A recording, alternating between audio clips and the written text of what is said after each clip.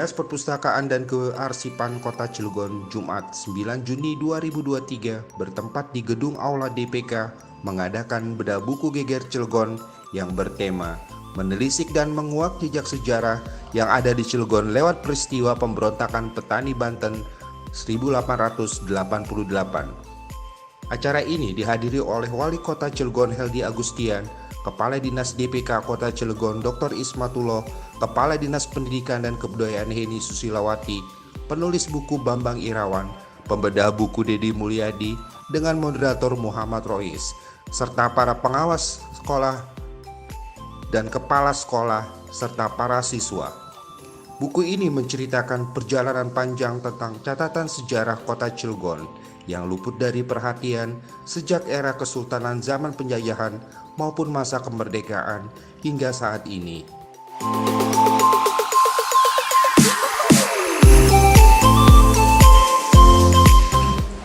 Ya, jadi kegiatan bedah buku geger Cilegon ini merupakan penyempurnaan dari kegiatan rencana Kota Cilegon yang akan mengusulkan Kiai Haji Wasid dan Syekh Asapowi sebagai pahlawan nasional. Dengan adanya buku ini semakin melengkapi persyaratan-persyaratan yang tentunya untuk mentokohkan seseorang yang pernah bersasa di masa lalu. Dan intinya bahwa bedah buku geger Cilegon ini ingin memberikan pesan bahwa sejarah itu maha penting untuk masa depan generasi muda, generasi masyarakat Kota Cilegon yang akan datang. Karena tanpa kita mengingat sejarah masa lalu, tentunya kita tidak akan punya sebuah ideologi yang tentunya bisa kita pahami hari ini.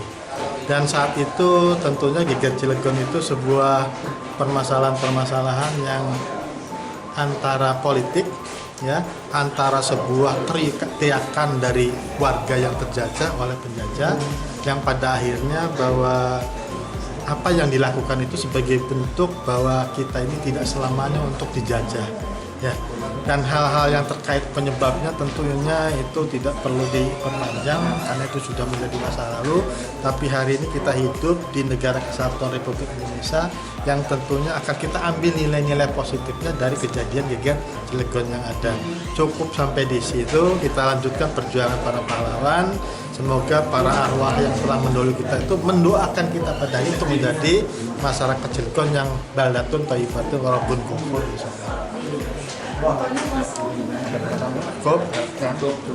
Bapak, terkait pahlawan sudah mulai ditemukan pahlawan geger Cilegon.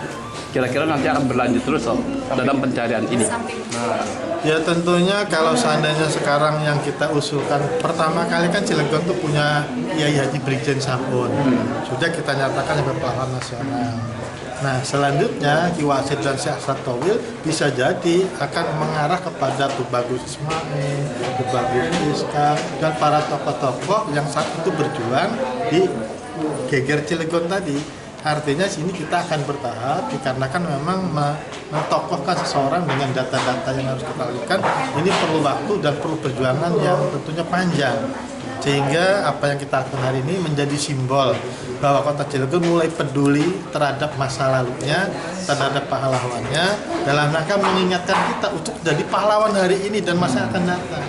Jadi kalau kita pengen diperingati anak cucu kita, berbuatlah yang terbaik pada hari ini sehingga kita terkenang menjadi orang yang terbaik yang berjuang untuk masa depannya. Pak Dokter, ini sejarah kan berbobot besar. Kenapa sih baru era-era sekarang mencuat? Bisa dijelaskan? Ya tentunya ini kita tidak bisa melepas dari peranan wali kota Cilegon yang ada, dikarenakan beliau ada sangkut paut, ya artinya secara turunan ada kaitan dengan kesana. Tentunya ini bukan berarti baru kali ini, dari dulu saya mengenalnya, tetapi ketika campur tangan sebuah pimpinan terhadap sebuah permasalahan ternyata lebih mempermudah daripada kita rakyat biasa yang tidak memiliki peran. Inilah salah satu bagian penting dari tugasnya seorang pemimpin yang berpikir besar untuk masyarakatnya, bukan hanya kesejahteraan, keadilan yang dipikirkan, tapi juga sejarahnya juga menjadi sebuah informasi yang penting buat kita semua. Ya. Hari ini sangat mengucapkan terima kasih terutama kepada teman-teman media karena selama ini Geger Cilegon itu kurang perhatian dari semua pihak ya, dari semua pihak. Setelah bertahun-tahun saya mengangkat itu, memperjuangkan, dan akhirnya sekarang media juga sudah mulai ngejar karena memang inilah harus diperjuangkan oleh media karena ini perjuangan terbesar bangsa Indonesia. Cuman belum saya kupas di sini ya. Nanti itu dalam acara khusus karena itu bahasanya akademisi. Jadi saya cuma ngomong begitu. Inilah sebetulnya perjuangan bangsa Indonesia terbesar itu cuma Geger Cilegon gitu. Jadi yang ditulis sama Kang Bambang ini di buku itu apa? Memberikan pesan apa? Itu kan sebuah sejarah yang dimiliki oleh orang Banten ya sebetulnya karena itu kan perjuangan rakyat Banten. Tetapi dia tenggelam selama 135 tahun. Nah, sekarang ini yang 136 ini sudah mulai terangkat gitu. Tapi saya memperjuangkannya sekitar 15 tahun memperjuangkannya. Dan sekarang mulai terangkat dan alhamdulillah ini dari mana-mana semua orang sudah tertarik dan sudah melek. Oh ternyata ini loh sejarah terbesar bangsa Indonesia sudah mulai begitu. Bang, berarti diceritain dari embrio pemberontakan itu ya, benih-benih pemberontakan itu sampai meletus itu. Di buku itu, kalau di buku itu sebetulnya saya juga mengambil dari referensinya disertasi Profesor Dr. Sartono. Cuman seperti tadi diterangkan, Dr. Sartono tidak menjelaskan secara detail.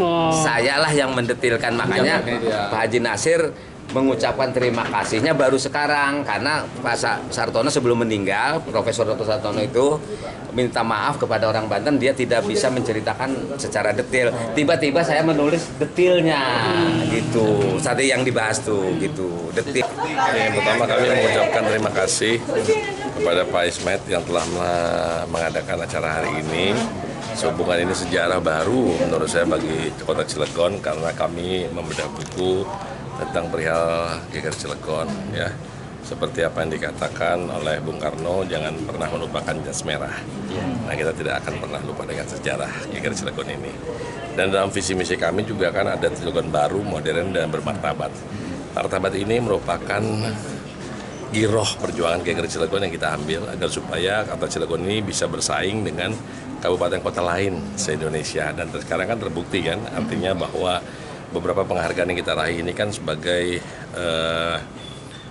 ukuran bagi giroh itu ada di hati para ASN yang ada di Kota Cilegon. Nah, bahkan tadi kami sampaikan bahwa proyek-proyek seperti percontohan secara nasional, banyak orang yang datang ke Kota Cilegon termasuk Ibu Kota Negara Republik Indonesia, DKI Jakarta saja kan 2 bus datang ke Kota Cilegon.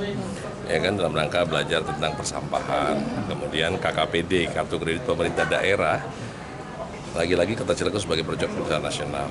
Yang tanggal 20 nanti insya Allah dari Kalimantan Timur, Kabupaten Tapin juga akan datang kurang lebih 100-an ya, inovator, lurah camat yang akan belajar karena kemarin kita mendapatkan Satya Lencana Bakti Inovasi. Nah, artinya bahwa Kota Cilegon itu dulu pada saat kami menjabat kan kami pernah ditegur oleh Kepala LAN bahwa inovasi kita ini bukan kurang tapi minim gitu loh istilahnya gitu loh. Maka kami mengeluarkan surat untuk edaran per bidang per satu inovasi. Nah ini kan ada hasilnya sekarang. Maka kemarin Cilegon itu menjadi juara umum ya dari 3 yang diperlombakan yaitu Posyantek, teknologi tepat guna dan teknologi tepat guna unggulan, dan kita kemarin juara kedua itu untuk secara nasional teknologi tepat guna unggulan ya yang dimenangkan oleh Pak Wahyudi. Nah kami selaku pemerintah Kota Cilegon yang mensupport juga diberikan hadiah Satya Lencana Bakti Inovasi. Ya artinya seperti itu kan datang juga kan banyak sekarang kan jadi proyek percontohan nasional ya. Seperti itu ya, jadi artinya giro semangat Geger Cilegon ini harus tetap di hati seluruh orang Cilegon bahwa kita tidak boleh kalah dengan kabupaten kota lain. Maka yang kami lakukan adalah kami menyediakan dana sebanyak 5.000 orang kali 8 semester kali 3 juta rupiah, jadi 120 miliar untuk pembangunan SDM. Ini tidak akan terasa saat ini, dan ini bukan pencitraan, baru kerasa nanti setelah mereka lulus 15-20 tahun akan datang, orang Cilegon akan memenuhi Jakarta.